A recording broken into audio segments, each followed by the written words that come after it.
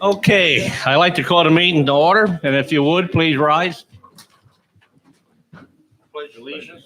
To the flag of the United States of America, and to the republic for which it stands, one nation, under God, indivisible, with liberty and justice for all.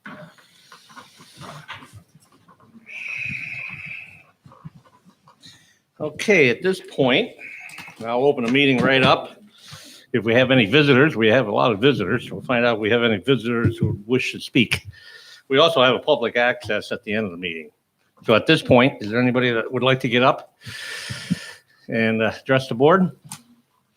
Who's the first volunteer, huh? It'd be nice if you gave us your name and maybe address. We're recording this and we'll get you in a minute, so. Isabel Relier, 229 Creek Road.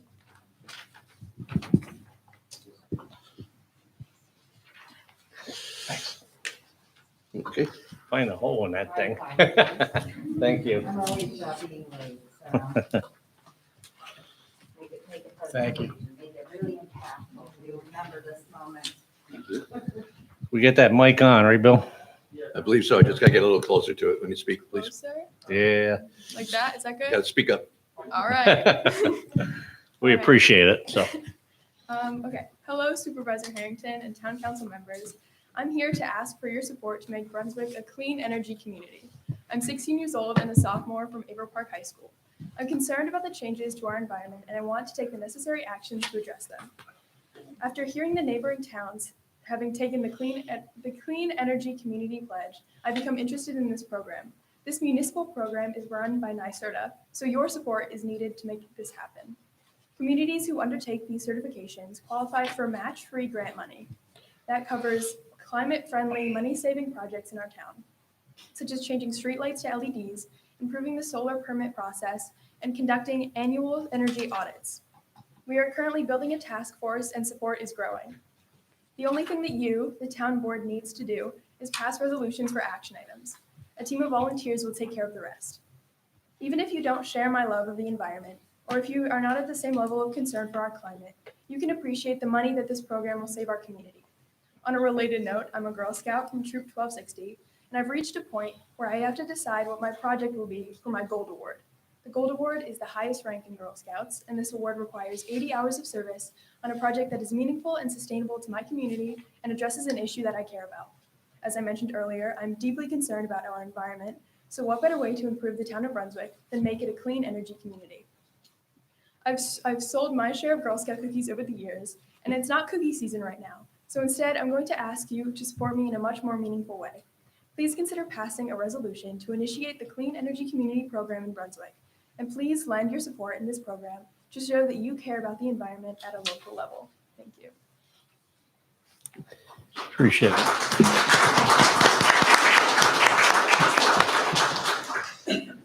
Anybody else at this point? Just come on up. Hello, can you hear me? Yeah, pretty good. I'm Annie Metzger, 3842 New York 2. I'm sorry, what's the last name? Metzger. Thank you. At the beginning. Mhm. And if you don't recognize the address, that's the Laughing Earth Farm, the big yellow house.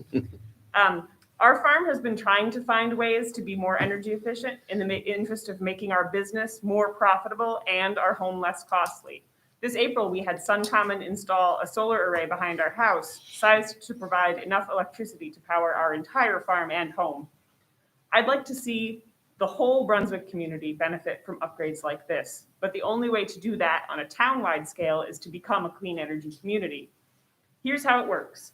There's a list of action items that our town reviews and chooses which ones will have the highest impact. For each item we complete, we earn points. Once we earn a certain number of points, we become eligible for larger grant amounts. Match-free grants of up to $70,000 are available for communities the size of Brunswick. Once we complete 4 high-impact items, we are eligible to become designated a clean energy community and will be awarded additional grant money. Some of these action items are easy and free as part of the Clean Energy Program. Some may have already been done by the town and can retroactively earn points, such as the solar panels on the town office. A few other examples are LED street lighting upgrades, interior heat or light upgrades, replacing outdated town equipment, annual energy reports for town buildings to track savings, passing a townwide unified solar permit to reduce cost, and delays for local solar projects like the one we did on our farm. A bit more detailed information is on the handout that you have, but there is a lot more to learn about how to customize this program for Brunswick. We need experts like Tara Donadio, our local agent at the Capital District Regional Planning Commission, so please get in touch with her about coming to our next town council meeting. Since the Clean Energy Community Program is municipally based, we residents can't invite her, it has to come from you. I'm very excited to find ways to help our community be more efficient and cleaner. Thank you very much. Thank you. Appreciate it.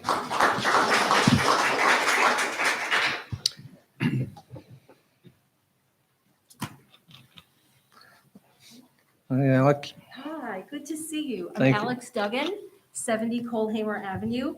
Good evening. It's great to be at a town council meeting again. I've missed it.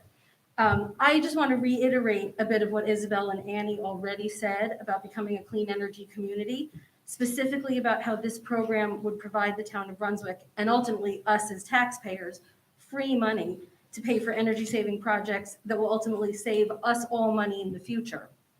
As a conservatively minded person like yourselves, I'd like to see the town of Brunswick take advantage of this. In fact, knowing that many surrounding towns have already become clean energy communities and are saving so much money in doing so, I'm surprised that we haven't gotten the ball rolling already.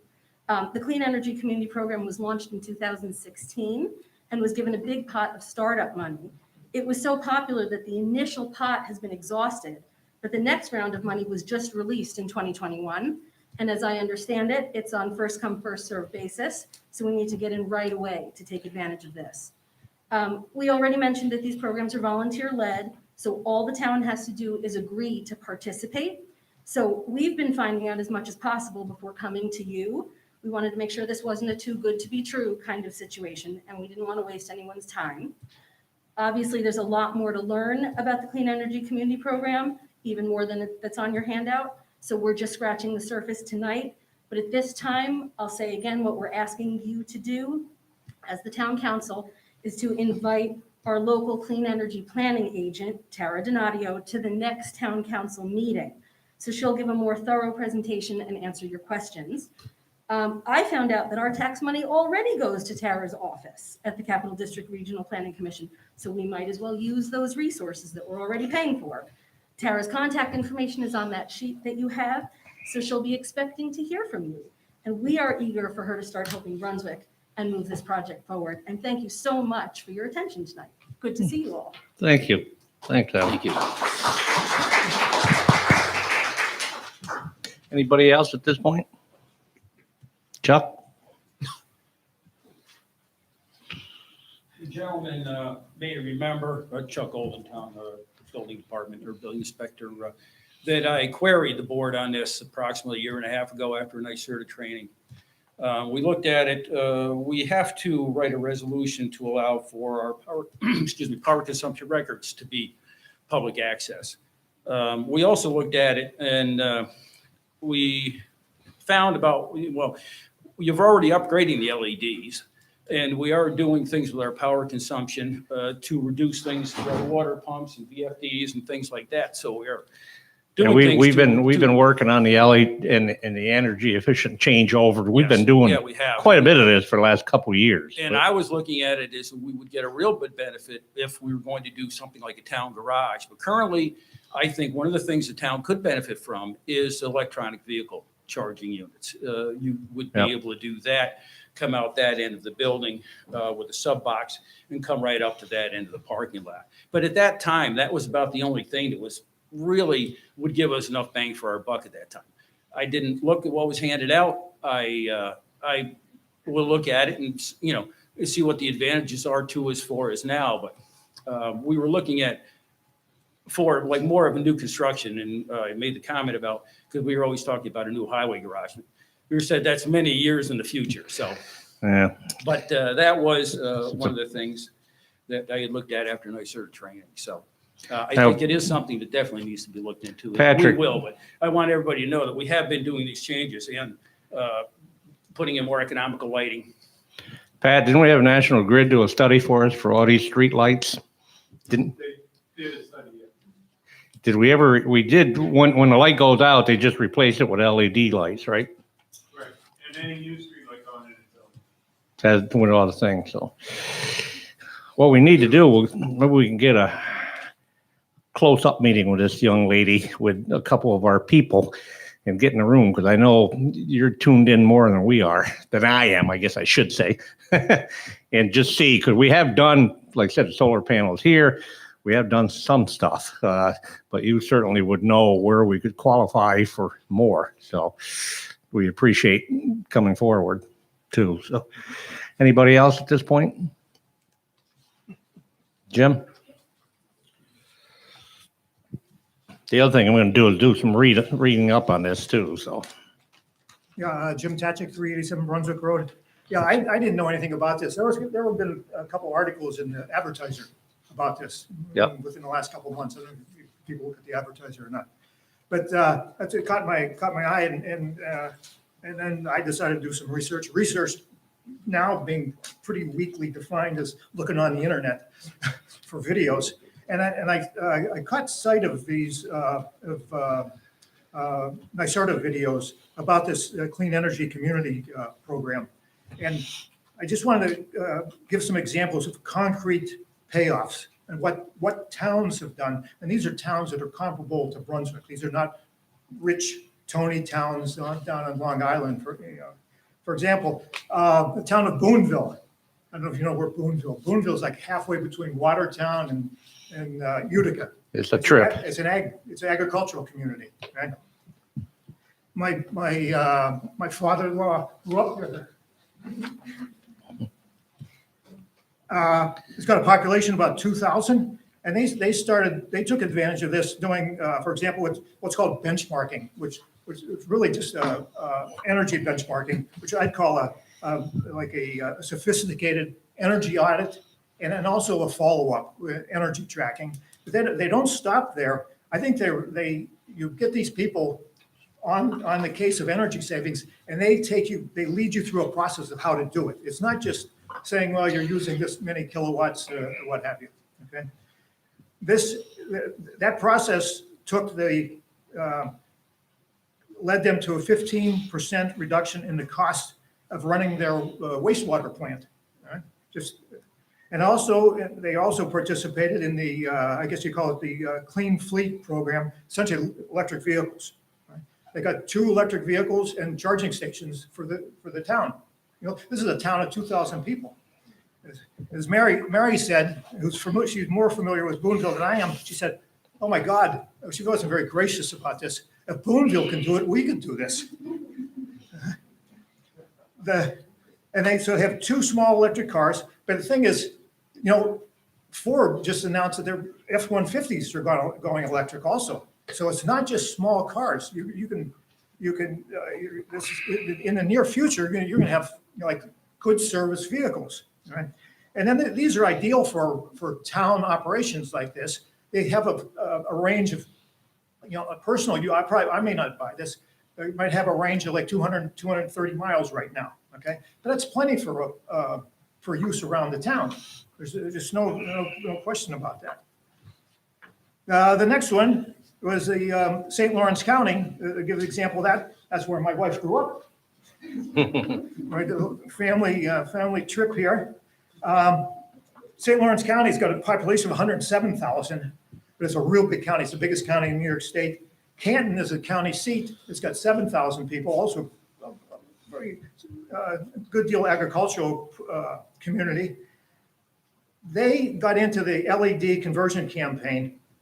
In St. Lawrence County, the municipality of St. Lawrence County, it turns out they had 1,000 light fixtures that needed upgrading. Okay, you think, oh, where can that be? Well, it was in the county building, the main office building. It was in the garages. It was in the social service buildings. It was in the fire, maybe not the fire stations, but it's amazing. They saved $30,000 a year in electrical costs after they had this upgrade done. $30,000. There's a town of Manoa near Syracuse. right? Its population is around 3,500 people. They had a wider range of activities. And with a wider range of activities, you get to a situation where there's greater potential for more grants. They did this benchmarking, essentially the hyped up energy audits. They did a clean energy upgrade where they did solar energy for the town facilities, sort of like we've done already years ago for the town hall here. They did the streetlight program, LED streetlight, and they knocked down their electric bill for streetlights by 50%. They're down to $3,800. All right. They also got a clean fleet, two electric vehicles and charging stations. And then by doing that, you get into a pool where you're competitive for more and bigger grants. And as a result of that, these people got a $100,000 grant to upgrade their wastewater plant. So this is significant. My observations about this, these are just really ordinary communities. These are not rich places. These aren't places with a lot of municipal staff, to sort of run this, okay? Another observation is that these people are motivated by the money that they can either save or get from grants. But if you can get a grant one time, if you save that money, you save it every year. These people are, for example, St. Lawrence County is saving $30,000 every year on this lighting upgrade. Yeah. The other thing I noticed is that these communities are willing and eager to take advantage of interested and motivated citizens. Right? It's sort of like when we did the comprehensive plan. Right? This was just citizens on the committee. Right? But the other thing I noticed is that the experienced guidance is very desirable. For example, I wouldn't try to run this thing through the grant process. Right?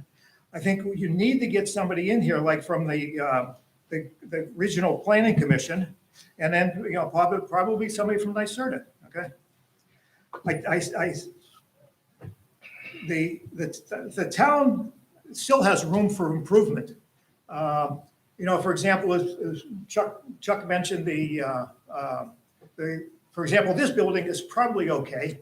I bet you if you had a modern energy auditor come in here, they'd find a lot of faults with this building already.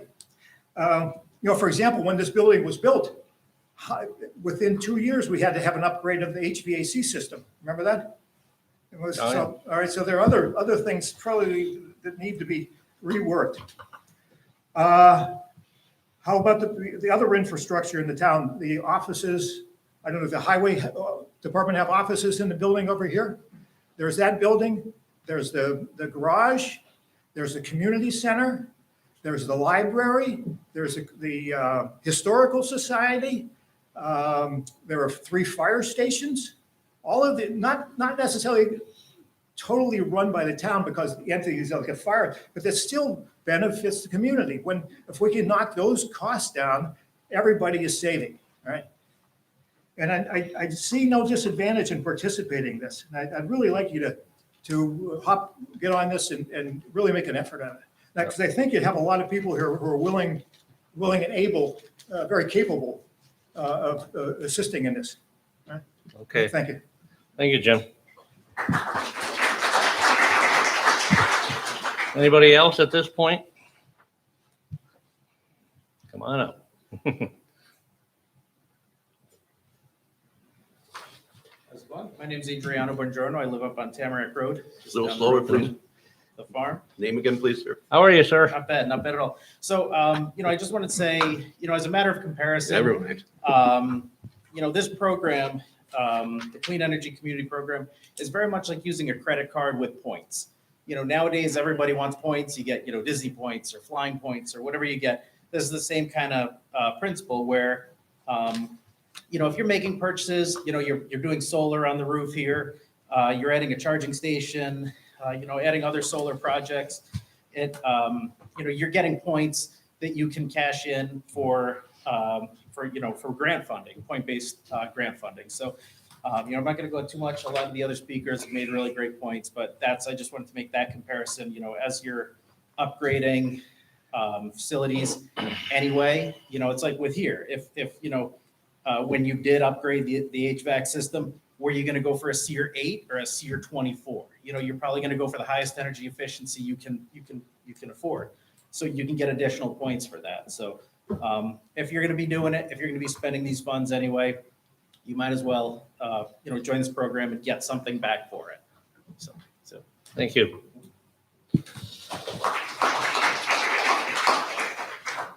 Anybody else at this point? As I mentioned, we'll have public access at the end also, so somebody thinks of something at that point, so. Gonna go out of order. Mr. Bradley, you wanna come up and give your report?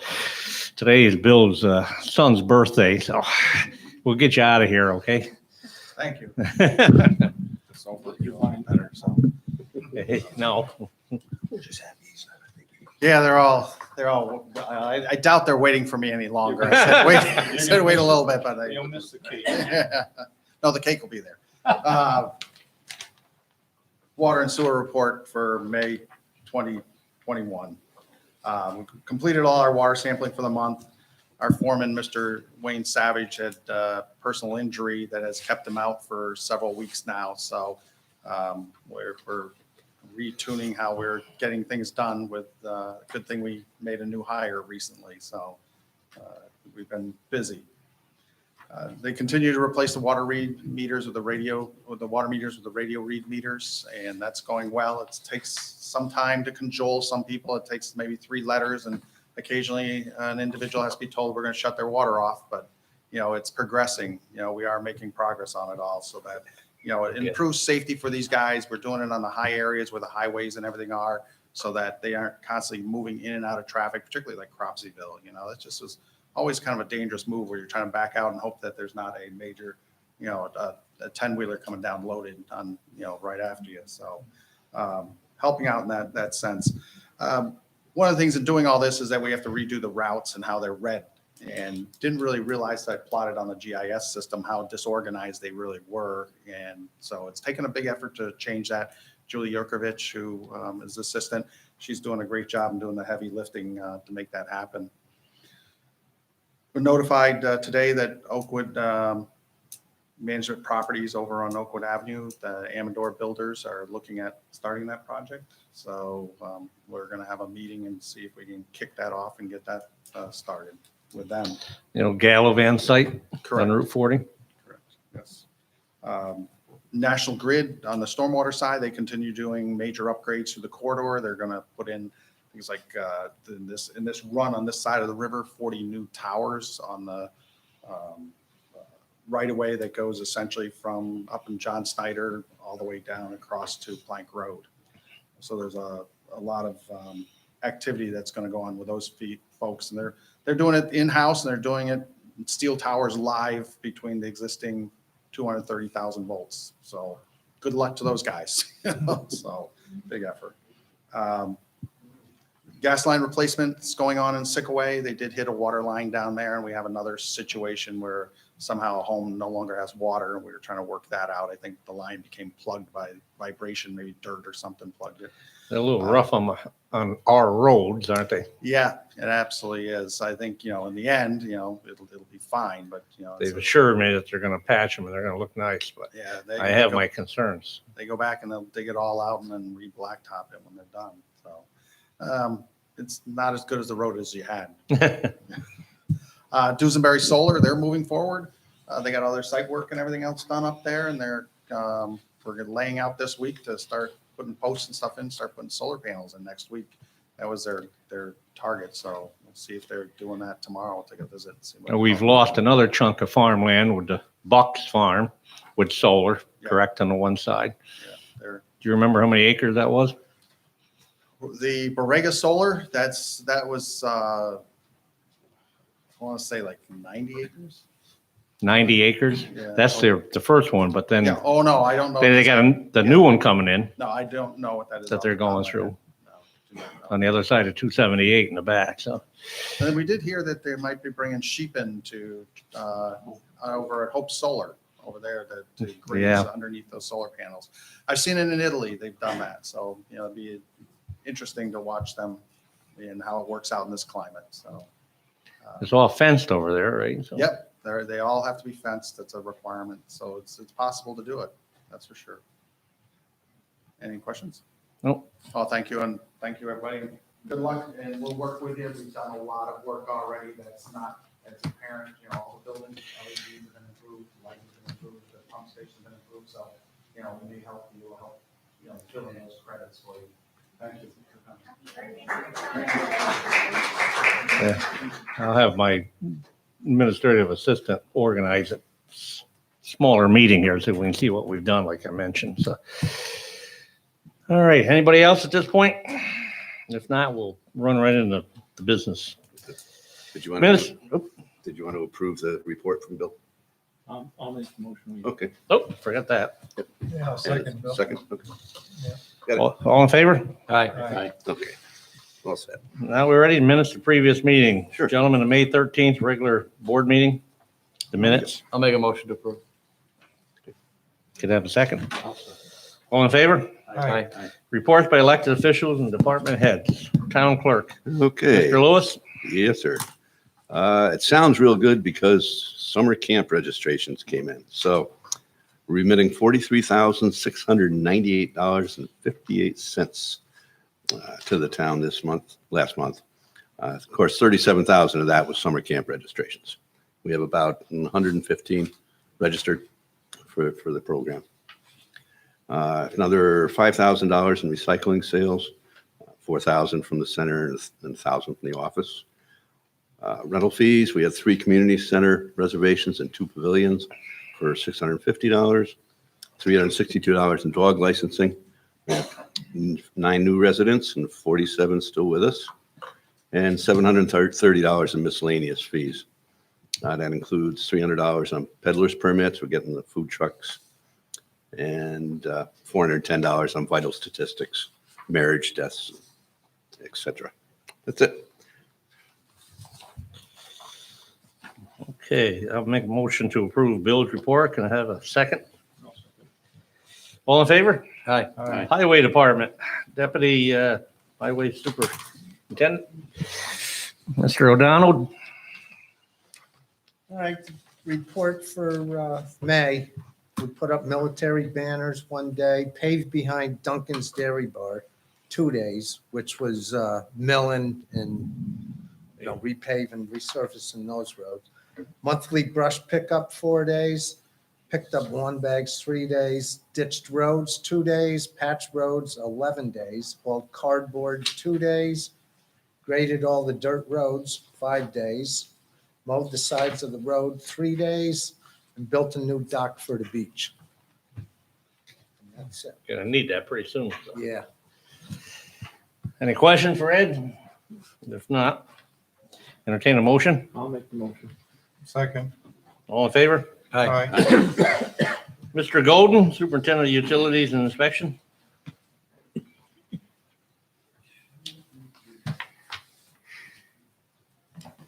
Evening, gentlemen. 28 building and property inspections, 359 active building permits, 33 permits issued or renewed, 11 meetings, 1 planning board meeting, 1 zoning board meeting, 0 court cases, 4 fire inspections, 6 follow-up complaint inspections, 1 code call-out, 11 code complaints, 12 code complaint inspections, 2 vacant property identified, 11 planning board projects, and 10 zoning board projects. To piggyback on the back of Bill, the request from Amador was for the community center in that development for that apartment complex. It's just currently 1 building, but they have to get the infrastructure up there too. So. And for my other boss, Jim, the Garfield Road, that property that was owned by Steve Barnum. What that is they made an ice skating. That's what that was. Thanks, John. Any questions, gentlemen? We're good. Entertain a motion for Mr. Golden to report. I'll make a motion. I'll second it. All in favor? Aye. All right, town attorney, Mr. Chaffee. Yeah, this past month, I prepared the resolutions that are on the agenda for tonight's meeting. I participated in several meetings with building department personnel regarding code enforcement issues, participated in several meetings with the supervisor's office regarding some outstanding purchasing issues, participated in a conference call with council regarding a pending commercial solar application. I worked on some legal research projects for the supervisor's office. I worked with the supervisor's office on some personnel issues, and I prepared and rendered legal opinions to various town officers and employees. Thank you, Tom. I'll make a motion to approve Tom's report. Can I have a second? I'll second. All in favor? Aye. Sharon, come on up. Town historian. How are we doing tonight, Sharon? Second meeting you've been out. What? Second meeting you've been out of the house off. Yeah, well, I've missed very few over all these years, so. These are, this is really exciting, since I sit here and think about what a future town historian 20, 30 years from now will think when they go into Bill's records books and look at the minutes. And tonight I'm going to read my report verbatim because we do have some people in the crowd who aren't normally here. And we have a couple of young people in the crowd, and I want them to understand what I do. The reports that we give become part of the official records of the town of Brunswick. The official record keeper of the town of Brunswick is the town clerk. Town clerk, hate to say this, is about as important as being town supervisor, because he's the guy that handles a lot of the income and the licensing and the records, and that's very, very important. You need these records to constantly refer back to. Normally, for years, I have gotten up and talked about what I did, training I went to, blah, blah. This year, being isolated and sending my report in, I have tried to leave the future generations an idea of what we experienced, especially during the pandemic. I felt like I was writing a chatty newspaper column that one of our former town historians, Florence Lee of Eagle Mills, used to write back in the 1960s for the Troy Record, where she would say, there was a baby shower for Alice on Saturday night, and 14 people showed up, or so-and-so's planning to move, or so-and-so. She actually mentioned when I moved into Eagle Mills in her column in 1970, and Phil's wife, Kathy, was mentioned in that same column as being home from college for a visit. Whoa. Mrs. About Harrington that. like to read That that. used to be in the news. So Wow. thank God we still have a local paper like the Eastwick Press that does give a little more emphasis to what's happening in our communities here. But I invite you, the town board, and anyone present, I'm trying to make a few comments about the pandemic. I made probably more appropriate comments before we got to this point. But if you have anything you would like to share with me about what you experienced while we were in lockdown, isolation, waiting for masks, waiting for food, whatnot, toilet paper, please feel free to call me up and we'll chat on the phone, or we can meet here at the town office. And before Labor Day, I'm going to be in touch with every member of our town board and ask you to spend a little bit of time with me, because I asked in my earlier reports when I wasn't here in person to please let me know if there was something you could share, and I didn't hear anything. We got 3 businessmen, someone who's got a great job with home security, and the leader of our county's biggest farm here. So I'm sure there's a couple of things you could tell me to put in the record. And I'd really like to do this in a town newsletter before the end of the year. Okay, my report.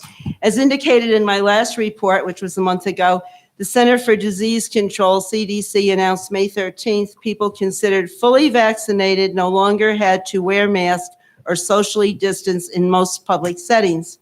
For days after, however, that announcement raised many questions at the local level, including whether proof of vaccination would be required to participate in public gatherings without a mask, or if those who discarded face masks could be trusted to have actually received the vaccines. On May 19th, New York State issued the following guidance on the New York State Department of Health's website and accepting the CDC's guidance. And there I have a few sentences which can be found on the dashboard for New York State COVID-19. I won't go into it now. The website additionally indicates COVID-19 restrictions will be in effect until at least 70% of New Yorkers age 18 and over have received at least one dose of the vaccine. As of June 9th, 2021, 66.6% of the state's population 18 and over had received at least one dose of the vaccine.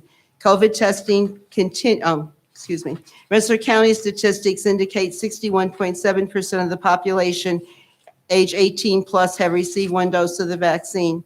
COVID testing continues with Rensselaer County reporting test positivity of less than 1%. My limited excursions around Brunswick and the local area indicate many are still wearing masks when shopping or socializing in situations when it is expected there may be those who have not been vaccinated in the crowd. Currently, though, a more pressing concern may be the shortages of many products, including home appliances, building materials, and some foods, one of them chicken presently. Rising gasoline and used car prices and a decrease in the number of homes available for sale are probably discussed around many dinner tables. The causes of these supply shortages are complicated with the pandemic cited as a big but not only contributing factor, and future researchers may find more accurate information in publications than I can present herein. This is about my work that I've done in the last month. Over the last month, I received several requests for local history information, many of these directed during my outings about town or in social situations, and included interest in historic farms such as the Morrison Farm, which is now Laughing Earth, King Grant's Farm, and the associated burial ground. Does everyone know where King's Grant Farm is? What was King's Grant Farm? You know or you don't know? Of course I know. Oh, okay, well, you can tell. Stater Hill. King Grand is George Smith's farm. Right, the one that George, was the Springer Farm. It's on Deerstein. You got to remember, Deerstein Road, right? There's a guy who was closely Sharon, associated with I know like everybody's grandfather now, so I know. I don't know anybody's father. I know everybody's This guy grandfather. is such a wealth of information. We have to talk, and I'm going to have a question for you before I sit down tonight. The location of the Troy City line, the fact that the Lockrow home was raised or knocked down recently. Chuck, did you issue a permit for that? Yeah, up on Lockrow Road, March maybe? I'm not sure what you mean. I just wanted to say, if those occasions come up when you're going, you know that a building, an old building might be destroyed, if you'd let me know or even take a picture and email it, I'd appreciate it. Fortunately, I knew a couple years ago that was coming, so I did go up and photograph the whole place. Okay, and we had a question about a late 19th century Eagle Mills home that was recently listed for sale. It was a 2-bedroom, 1-bath, 1-story house with a little kind of a storage attic, and was sold in 4 days. Yeah. Amazing. I should mention the old Church of Christ Disciples, I understand, has been sold, and the lady who purchased it in 2018 had just recently left town. She was a real addition, a good addition to the neighborhood. She was a mixed media artist, and she led us all in ringing bells at 7 o'clock during the pandemic. So we a couple of us will miss her. On May 19th, I opened the old District 6 schoolhouse, that's on Route 278, for a visit by 2 homeschooled young girls who wanted to take a look at the school of yesteryear, and they're here. Did you like it? Yes, okay. And we're going to go back sometime. The schoolhouse, which is on the National Register of Historic Places, has hosted very few programs in recent years, like none. And I've been over there every year except this year. Last year I went on March 10th and cleaned it just before we went into lockdown, as I have done every spring. And there's no one has been in there except the mice. So I don't think I'm going to go back and clean it this year unless I get some word from its owner, the Brunswick Central School District that that building's going to be used, and we're going to have programs there of some sort for young people. It was tough for the school this last year, but it's like 10 years before that nothing was presented there. I'm happy to say the Brunswick Historical Society has reopened for public visitation on Saturdays, 10 to 3. And I would really encourage families to stop by and take a look at the interior of the Garfield School if you've never had the opportunity to do so. We, our receptionists are all volunteers. And sometimes one person, at the most two, are there from 10 to 3. And if no one comes, it's a long and frustrating time for those volunteers. So just stop for half an hour and take a peek in if you haven't had a chance to do that. I'm presently working with a descendant of 2 individuals buried at Forest Park Cemetery regarding the placement of a tombstone for these long unmarked graves.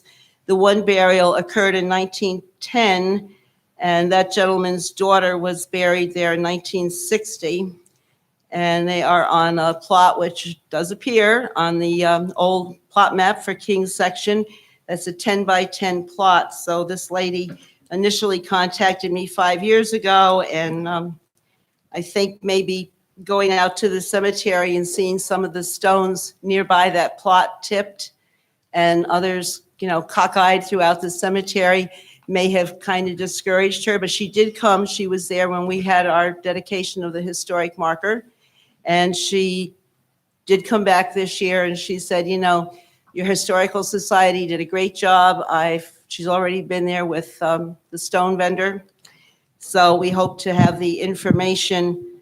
I have the information. I'll be giving a tour this weekend. So then she is set to go. And I will make sure that that stone's on the right lot.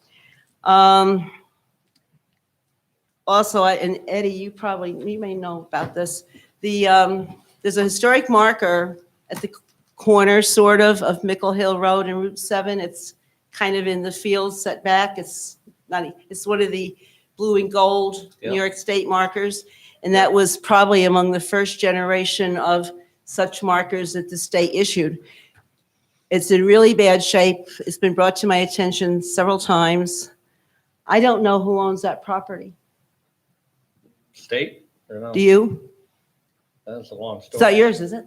Not yet. Oh. Well, I think Pretty close. this is what happened with these blue and gold markers. The state started this program back in the 1920s with the idea of preparing for the country's sesquicentennial. And their intention was to, have a few in each community, and, they'd last, and that would be it. You'd know something about your town's colonial history. The program was very popular. People liked having these roadside markers because 1920s, 1930s was the age of the automobile. And people took Sunday drives, and that gave them something to stop and take a picture of when they went out in their car. So the program went on. The state never really provided for money for future acquisition of these markers or their maintenance. But over time, the states enacted several pieces of legislation where they moved further and further away from being responsible for those markers. Today, you have like the one we put up at Forest Park Cemetery, the one at the Brick Schoolhouse. Those were privately funded. You can't get the state to pay for them anymore. The only time they will get involved is if they are in the path of a state highway construction problem. When we did the bridge at Eagle Mills, they did repair, and actually they replaced the one at Dater House. That's the only time they'll ever put any money into this. And their most recent directives, which are found on the New York State Museum's website, is that it's all up to the local authorities, and local government historians are the point people for this. So I've been getting the calls, not because people saw that on the website. They just figure if it's history, it's got something I should know about. So I was hoping, it was on my list for a while. I thought maybe the Historical Society and maybe some combination of community service workers through the sheriff's office could go up there and do something with that. We really should notify the landowner. We might have to have the highway department remove that and bring it down to the town office and remount it. But I did get just out of the blue, I got an email a couple of days ago from a gentleman who said that he would be willing to take it on. I want to find out what his skills are and like where he lives and see if he's the right person to do it. And I think that we can probably fund the cost of paint and see if it's cracked or something. They're cast iron. Sometimes they can be welded, but then it's going to have to be replaced. But there is a grant program available for those replacements. So that's probably what I'm going to be working on for the next month. So good seeing everyone. I think these are exciting times for our community. I was supposed to be in Ticonderoga tonight. We own another piece of property because they have a problem with their water supply. They're under court order for 5 years to correct a water situation. The dam was found to be bad. Guess who was one of the engineers for their dam up there? Mark Kestner. Wow. Oh, yeah. Years ago. Yeah. Yeah. So this is a consent decree. Tom would know what that means. It's like, you got to do it. No questions asked. But one of the things else that did interesting up there, years ago, they did away with the Ticonderoga, the village of Ticonderoga, and they just have the town of Ticonderoga now. And most recently, they combined their planning and their zoning boards. So lots of things going on in towns around our state, as Jim mentioned. These are these little towns up in the mountains do some very interesting things. So Thank you, Sharon. Entertain a motion for our town historian's report. I'll make it. I'll second it, Bill. All in favor? Aye. Aye. Since we have a lot of people here concerned about the environment, our recycling coordinator is not with us tonight, but let me just quickly read his report. This is for our recycling center here. Blue bag purchase at the center, 524. Blue bag purchase from vendors, meaning stewards, 600. Purple bags purchased at the center, 105. Mixed newspapers and chipboard recycled 6 ton. Baled cardboard at this recycling for the month, we recycled 5.44 tons. Our metal, iron and tin, 3.97 ton. Commingled glass, plastic, and tin down here, we generated and recycled 7.34 ton. Electronics, recycled 3.15 ton. So from our little humble recycling center down here, town of Brunswick, the total amount recycled for the landfill for the month of May was 44.37 ton that didn't make it to the landfill. So that's a good thing. So, okay. So with that, have a motion for the recycling report. We'll make it. Second. All in favor? Aye. Always last, but come on up, Sarah. Brunswick Community Library. Hello. Hi. So we had several things happen in May. It's not technically in May, but we had our garden day on June 5th. It was our most successful year ever. We probably had about 200 people come to the library, and I'd like to specifically thank the Harrington Farms for donating mulch. It was so popular, we sold out. And I know how good this stuff is because I got some for my house and my plants perked up in a week. So it was really good stuff. And Mr. Ash came up, Bob, to pick it up, and I put a yard on, and he said, we're good. I said, we're not good. So I put another yard, which was 2 yards. I should have put 3 or 4. They picked up every little piece of that. They were so It's excited. amazing because they had to bag it, right? Yeah, they were bagging it by hand, but Wow. they scraped every Well, next little year bit you off can of get that. much more if you want. So. So kind of you. Thank you so much. It was hugely popular. Good. So the library, we are applying for a McCarthy grant, asking for 2 outdoor pavilions, which we think would serve our community really well. If that falls through, we might try to ask for a New York State grant for next year. But that's not a project that we're working on. In the month of April, the library was highlighted for the Hannaford Community Bags Program. When Hannaford sells a bag, $1 goes to a community partner, and we earned $107 from Hannaford. Ancestry from libraries was initially cut this year because of big state cuts to library funding. Some state funding to libraries was restored, so we're going to have ancestry service for our patrons in the library again. We are also getting a new Upper Hudson Library app this summer. The old app was a little clunky, and they finally found somebody to give us an upgraded version, so that will be really nice. We started up our community tech help program again, so we're helping people use their smartphones, their tablets, their computers. And we also started up story time this month. And even though it's been really, really hot outside, we're getting huge groups of families again, lots of parents, lots of kids. And we've seen a huge increase of people coming into the library. When we first opened up the building, we were only getting 8 to 10 people in a day. It was really, really small. We suddenly had this boom. Now we're getting 50 to 60 people a day. Pre-COVID, we were closer to 100 to 150 people a day. So we're still at 50%, but we're getting back to normal, which is fabulous. And the other good news is that the Department of State has finally processed our paperwork, and we will be able to process passports for our community members again as of 6/15. For library services, we checked out 1,343 people this month. We had 615 people come to visit us. It's going to be higher this coming month. We had 151 pickup appointments. Some people are still choosing to pick up outdoors. We answered 490 reference questions, and we had 87 distinct Wi-Fi users, daily average of 10. As far as physical books and ebooks that we've checked out, we checked out 4,215 books and movies to residents, and our programs were attended 73 times. Again, that number is going to go way up next month now that we're finally getting back to our normal. And that is it. Thank you so much. Thank you, Sarah. Okay, entertain a motion to approve library report. I'll make it. Can I have a second? All in favor? Aye. All right, that's done with our reports. And with that, we'll move into our resolutions. Okay. Mr. Lewis? Yes, sir. All right, a little bit light this month.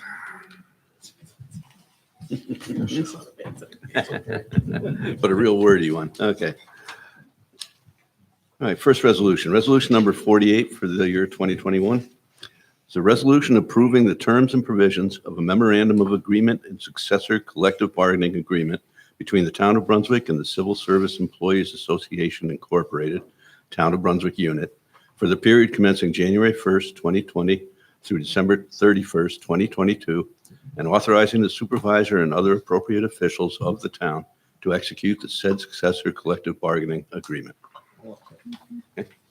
Second. Foregoing resolution was offered by Councilman Christian, seconded by Councilman Sullivan. Roll call vote. Councilman Sipperly. Aye. Councilman Christian. Aye. Councilman Sullivan. Aye. Councilman Balistrary. Aye. Supervisor Harrington. Aye. Resolution is adopted. Resolution 49 for 2020. Resolution amending the 2021 adopted annual budget. Offer it. I'll second.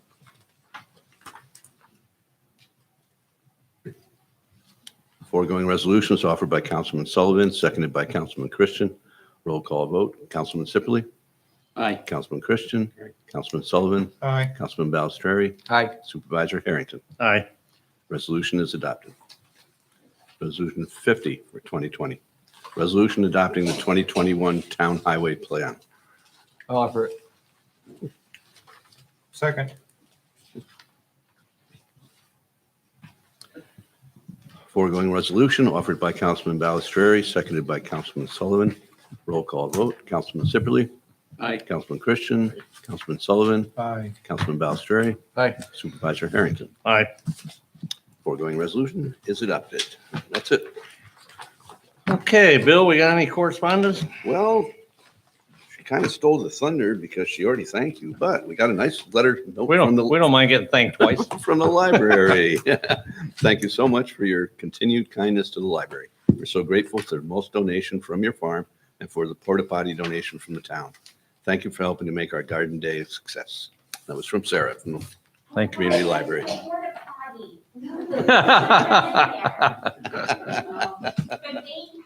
thank you. Yep. I think we're set for your Civil War one too. Thank you. Old business? Board? New business? Walt, you want to come up?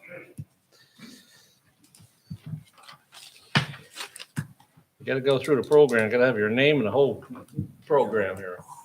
I didn't print out copies. I know we submitted electronically. I didn't know if copies were made, but I brought some tonight. Thank you. Thanks. You might have to tip that mic up a little bit.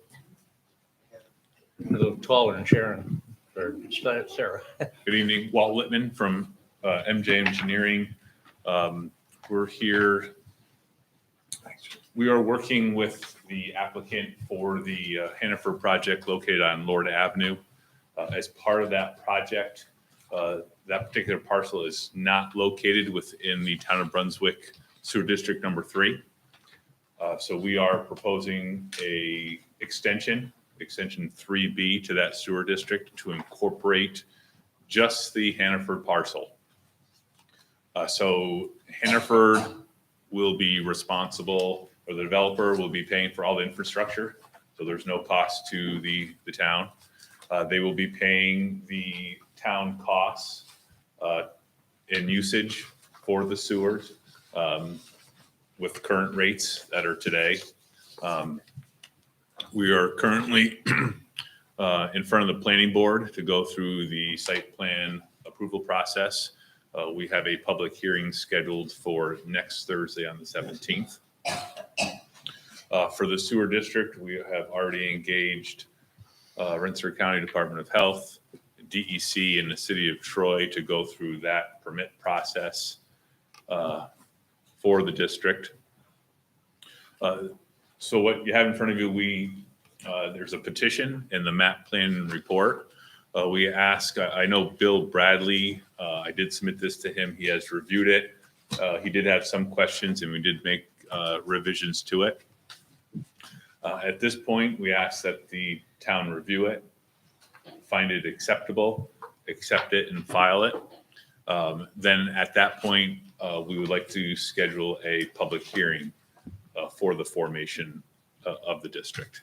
So once again, it's just for the Hannaford parcel project on Lord Avenue. So it's a single user district.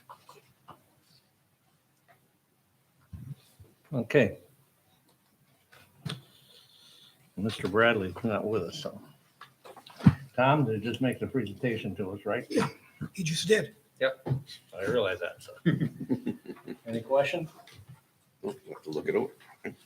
Thank you, sir. Yep. So based on timeframes, when do you think you might be able to schedule a public hearing for the formation? Let me speak to the planning board attorney. Okay, And see, and I'll coordinate with him on it. great. Appreciate it. Thank you. Thank you.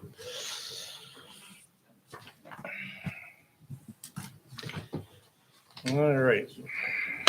Pat, come on up. I'm gonna call on you anyway. We got concerts coming, correct? Yep. I'm just guessing. Concerts start on June 29th, it's the last Tuesday of the month. The first concert we got is the Refrigerators. They always draw a Wow. good crowd. The next one after that, Tishy Boys, and then Big Fez, and we go on from there. We run until August 31st, the last Tuesday of August, and we end the season with Whiskey Highway. This year, the health department contacted me, and they're gonna let me know which dates that they want to come. They want to set up a pop-up vaccination site at the concert. So I told them it was okay to do that. They were going to put 3 tents up, and they were going to do vaccinations along the backside of the concerts over by Keys Lane, the family center. Cool. So that's what's going on with the concerts. Good. We're ready to rock and roll. How many years? This will be our 21st year. We're the oldest concert series in Rensselaer County of summer concerts. Excellent. Thank you. All right, gentlemen, what about the warrants? I make a motion we pay our bills. Second. All in favor? Aye.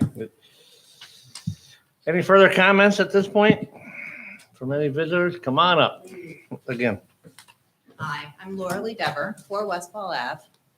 And this is the first meeting I have ever attended. Oh. I've been in the community for 8 years. I've been wanting to get involved. And this clean energy has come up and I'm very interested in getting involved with it. I'm very happy to hear that you guys seem to be somewhat interested. And I, would like to encourage you to at least hopefully reach out to Tara. I'm really encouraged that you want to meet with folks. But the sooner we can get Tara here to talk to you as well, I think that the sooner that would be better. So I'm very happy to be here. And I just wanted to also comment, I was a little discouraged when I drove in today, because I've never been here, that the town is displaying a tattered American flag.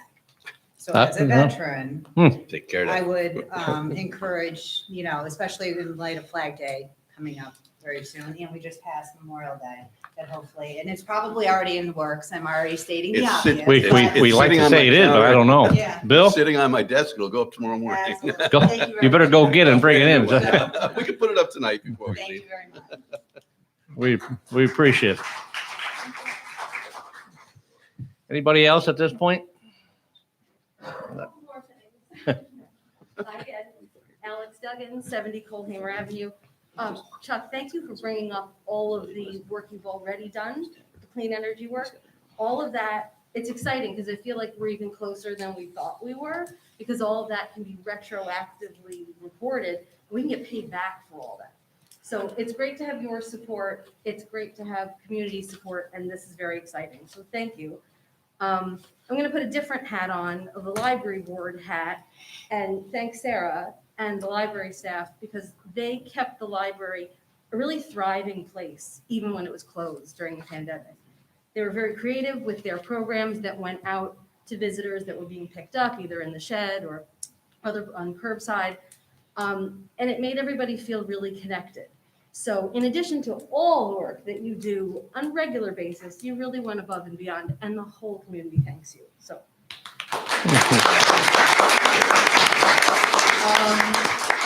And the third hat and final hat that I will wear now is actually just to ask a question.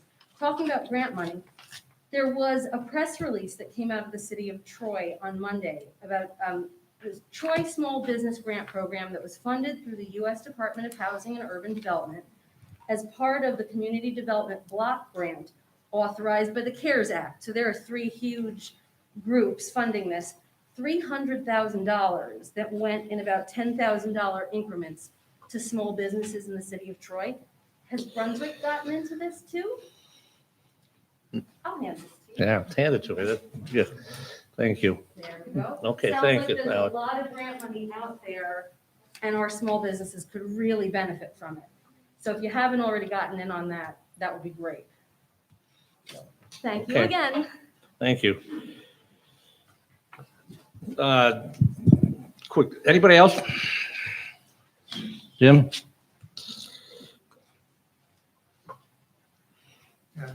Jim Zachik, 387 Brunswick Road. I had a question about the labor contract resolution. Yep. I don't know, is there a summary of like the high points of this somewhere? There's a memorandum of agreement attached to the resolution.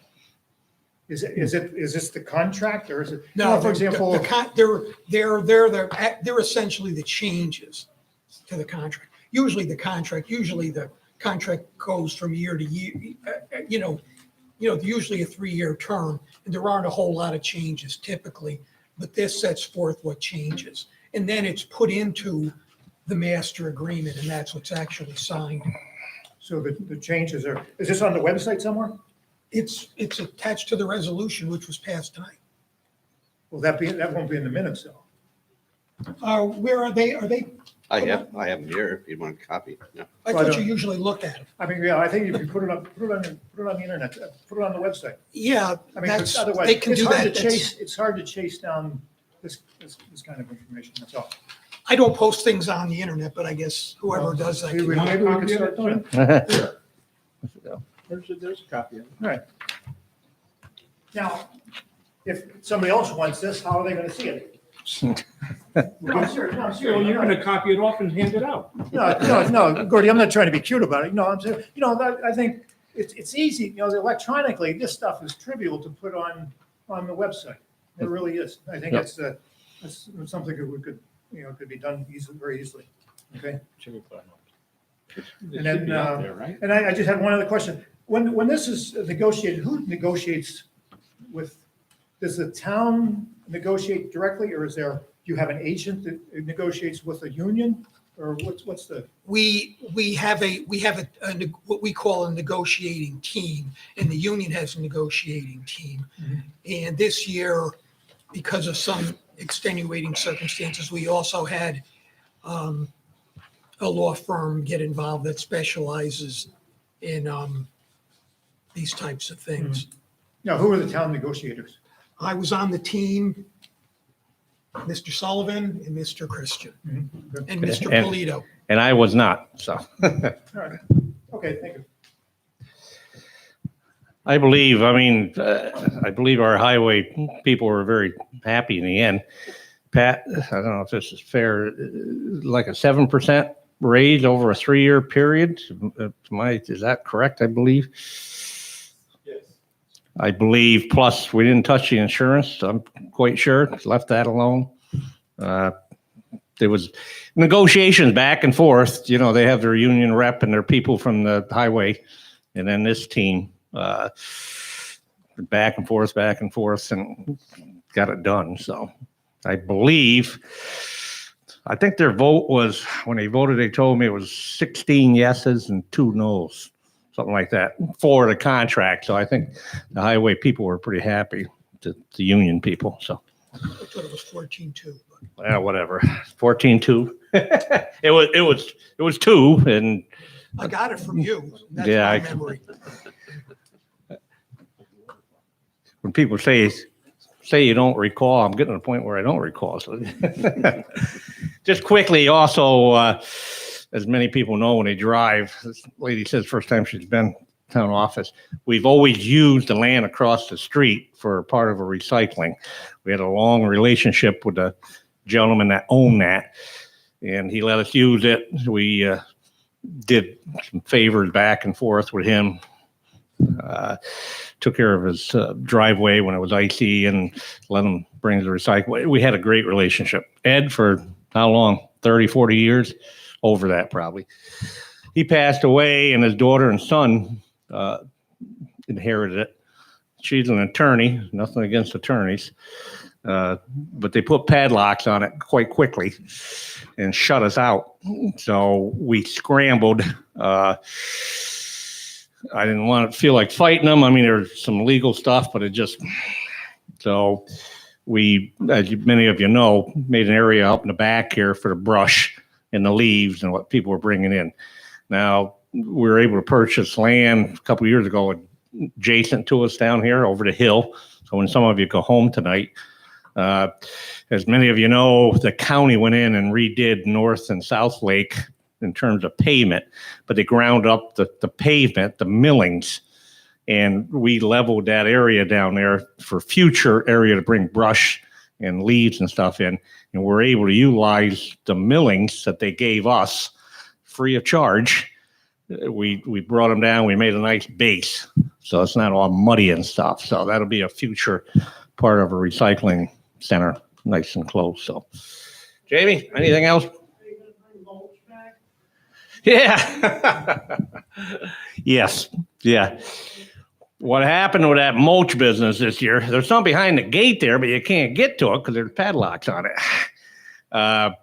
We usually bring a tub grinder. All that brush that we pick up, that we go around and pick up from you, we take up to the landfill, and we have a spot there. And then we, with DEC's blessing, we hired put it out for bid, right, Tom? Get a price. And we bring a big tub grinder in, grind it, but we have the people take the grindings out in a way.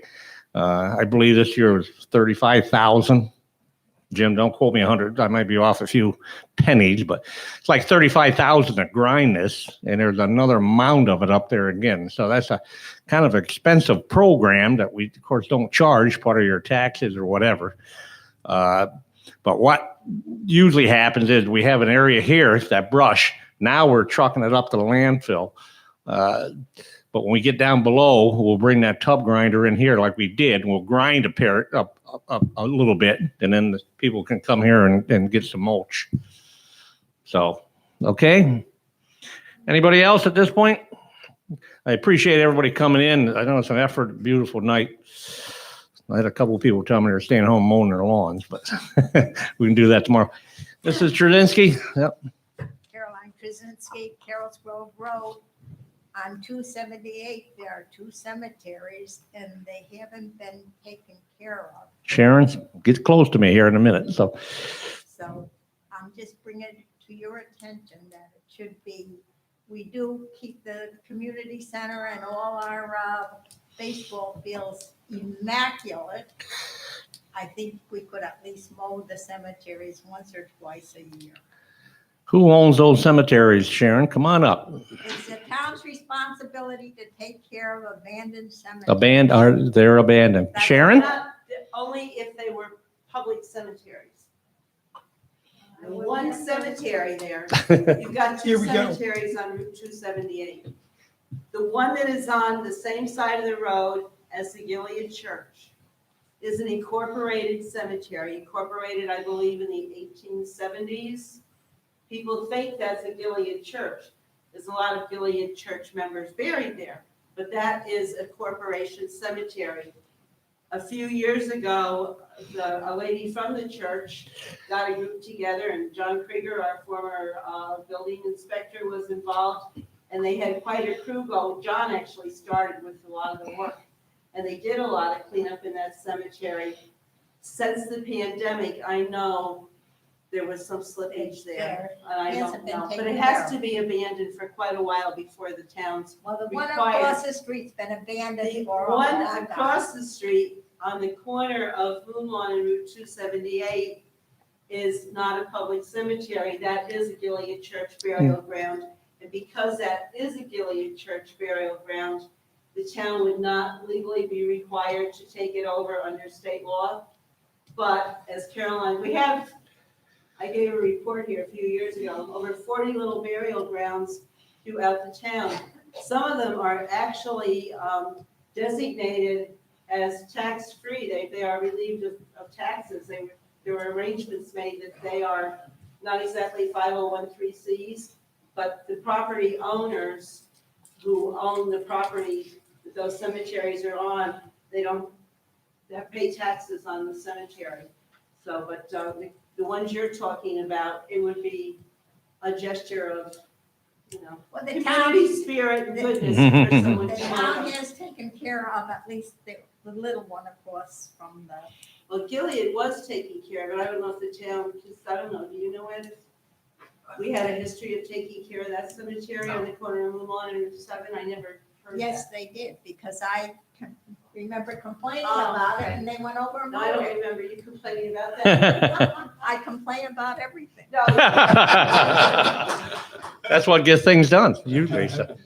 I will say, Sharon, as you know, Forest Park was abandoned, and we were able to go in there, and anybody that goes over Pine Woods, when it rains or if it's a bad day, we've been sending our highwaymen over there, and you got to admit that looks a lot better. It's been Forest Park is a miracle compared to what it used to be. I lived in Brunswick, I moved to Brunswick, Pine Woods Avenue, 1970, drove by it every day on my way to work and home from work, and 4 marble columns. I finally, after 7, 8 years, said to somebody else, what is in back of those columns and all that brush and growth? And someone said, oh, I heard there's an old abandoned church chapel back there. And then the ghost stories started appearing in the Troy newspapers rather regularly, and we figured out that that was the cemetery that was supposedly haunted, but that wasn't anymore. It's all cleaned up and looking pretty good, and we get a lot of compliments, and we made it a historic site now. through our historical society, they've corrected a lot of the tipped over Historical tombstones. Society's done a great job with resetting the stones. There's been 4 years worth of work. It was paid for largely through a bequest, which was left by a historical society member. Some of us gave contributions to supplement that. We are still accepting any contributions. There's only a few stones left to be reset. And then there's gonna be some repair. I believe the next plan is some Yep. repair and cleanup of the stones. So far, so good. The tip stones have not been re-tipped. I did mention to Tracy Broderick, president of the Historical Society, did a great job of managing this resetting of the stones. She's done a lot of research to supplement what I've done. I focused on a lot of the unmarked graves, or they have the graves that are not marked, they don't have tombstones. So this lady, bringing this tombstone in this summer is a really big deal, because we'd love to see more of it. But a lot of these people, per my research, died in the 30s and 40s. They had no descendants, or they had no descendants in town, so that's probably why they was their tombstone. But we really did turn this, Bill and I had to go on TV in 1998, remember? Sharon and myself have taken many walks through there, but that's a subject for another night. I'll entertain a motion to adjourn. We paid her bills. Oh, did you? I missed that. Yep. Motion adjourned, second. All in favor? That was like- There.